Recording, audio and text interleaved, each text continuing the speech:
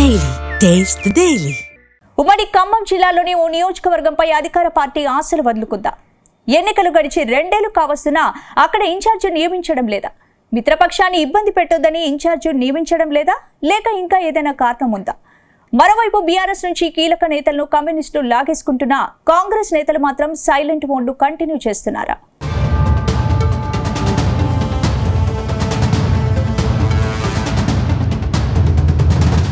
ఉమ్మడి ఖమ్మం జిల్లా అంటేనే కమ్యూనిస్టులకు కంచుకోట. కానీ తెలంగాణ వచ్చాక జిల్లాలో కమ్యూనిస్టుల ప్రభావం పూర్తిగా తగ్గిపోయింది. చివరకు గత అసెంబ్లీ ఎన్నికల్లో జిల్లాలో కేవలం 1 సీటును మాత్రమే కమ్యూనిస్టులు గెలిచారు. కాంగ్రెస్ పార్టీతో పొత్తుతో కొత్తగూడెం సీటులో కూనంనేని సాంబశివరావు విజయం సాధించారు. ఎప్పుడైతే సాంబశివరావు ఎమ్మెల్యేగా ఎన్నికయ్యారో అప్పటి నుంచి తనదైన శైలిలో నియోజకవర్గ రాజకీయాలను ప్రభావితం చేస్తున్నారు. ముఖ్యంగా శాసనసభలో తన ప్రావీణ్యాన్ని చాటుకుంటూ ప్రతిపక్ష విమర్శలను అడ్డుకుంటూ అధికార కాంగ్రెస్ ప్రభుత్వానికి అండగా నిలుస్తున్నారు. కానీ ఈ విషయం జిల్లా అధ్యక్షుడు పొడం వీరయ్యకు ఇబ్బందిగా మారిందనే చర్చ జరుగుతోంది.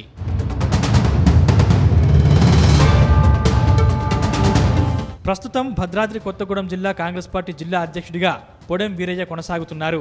అయితే భద్రాద్రి కొత్తగూడెం జిల్లాలో ఉన్న 5 నియోజకవర్గాల్లో 4 నియోజకవర్గాలకు కాంగ్రెస్ పార్టీకి ఇన్ఛార్జీలు ఉన్నారు. కానీ జిల్లా కేంద్రమైన కొత్తగూడానికి నియోజకవర్గ ఇన్ఛార్జి కరువయ్యారు. దాంతో ఇక్కడ కాబోయే ఇన్ఛార్జి ఎవరని నియోజకవర్గంలో పెద్ద చర్చ జరుగుతోంది. అయితే గత ఎన్నికల ముందు కాంగ్రెస్ పార్టీలో కొనసాగిన ఎడవల్లి కృష్ణకు జనంలో మంచి ఆదరణ ఉండేది. ఆయన సేవలు కాంగ్రెస్ పార్టీకి కాస్తో కూస్తో ఉపయోగపడుతుందని అందరూ అనుకున్నారు.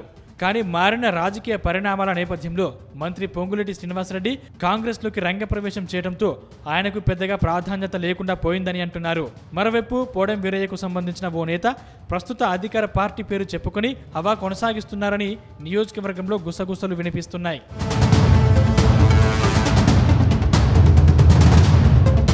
ఇదిలా ఉంటే కొత్తగూడెం నియోజకవర్గంలో బీఆర్ఎస్ నుంచి గెలిచిన మాజీ ఎమ్మెల్యేలు జలగం వెంకట్రావు, వనామ వెంకటేశ్వరరావుకి ముఖ్య అనుచరులు సైతం సిపిఐ వైపు చేరడం కాంగ్రెస్ కు పెద్ద దెబ్బగా మారిందని చర్చ జరుగుతుంది.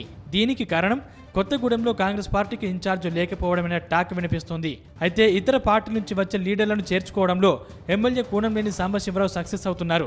వచ్చే ఎన్నికల్లో పోటీకి మరింత బలపడుతున్నారు. కానీ ఇక్కడ మాత్రం బలపడేందుకు కాంగ్రెస్ లీడర్లు ఏమాత్రం ఆసక్తి చూపడం లేదని అంటున్నారు. కానీ మంత్రి పొంగులేటి శ్రీనివాసరెడ్డి మాత్రం తరచూ కొత్తగూడెం వెళ్తున్నారు. అక్కడ అభివృద్ధి పనులకు శ్రీకారం చుడుతున్నారు. కానీ ఇన్ఛార్జ్ విషయంలో మంత్రి కూడా పెద్దగా పట్టించుకోవడం లేదనే చర్చ జరుగుతుంది.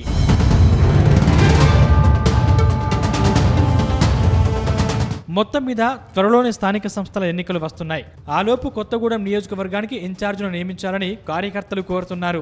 ఓవైపు రాష్ట్రంలో రేవంత్ సర్కార్ ప్రజారంజక పాలనతో సంక్షేమ పథకాలు అమలు చేస్తున్నారు. కానీ ప్రభుత్వం ప్రవేశపెట్టిన పథకాలను గ్రామ స్థాయిలో ప్రజలకు చేరవేసేందుకు కొత్తగూడెంలో ఇన్ఛార్జ్ లేకుండా పోయారనే టాక్ వినిపిస్తుంది.